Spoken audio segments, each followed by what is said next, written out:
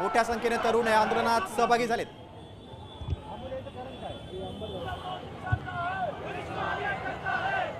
बघा हे चेंबूरमधील दृश्य आहेत। मनसेचे नेते अमित ठाकरे, बाळा नांदगावकर या आंदोलनात सहभागी झालेले आहेत।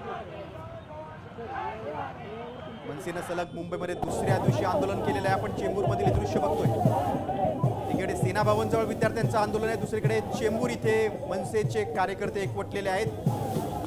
केंद्रीय शिक्षण मंत्री धर्मेंद्र प्रधान यांच्या राजीनाम्याच्या मागणीसाठी विद्यार्थी वर्ग आता आक्रमक झालाय। चेंबूरच्या आंदोलनात मनसे नेते अमित ठाकरे देखील सहभागी झालेले आहेत।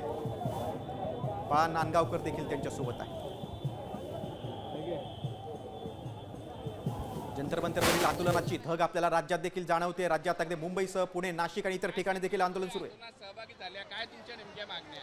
आमच्या मागण्या हे आहे की तुम्ही मंत्र्याच्या पोस्टवर बसले आहात, एज्युकेशन मिनिस्टरच्या पोस्टवर बसले आहात, तर तुमचं हे काम आहे की तुमचं जे आहे काम ते तुम्हाला बरोबर करता आलं पाहिजे।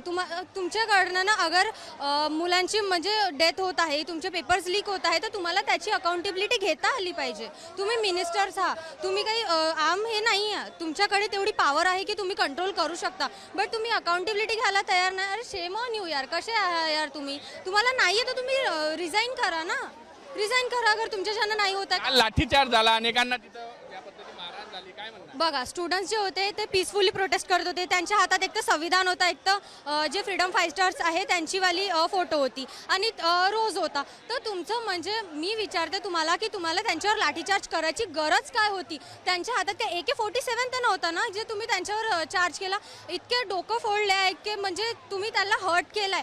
तुम्ही मला सांगा, दिल्ली पोलीस जे आहे ते जनताची सर्वंट आहे की जे पर्सनल ते मिनिस्टर्स असतात त्यांची सर्वंट आहे? मला याचं उत्तर हवं आहे। काय सांगाल, तुम्ही आंदोलनात सहभागी झाले?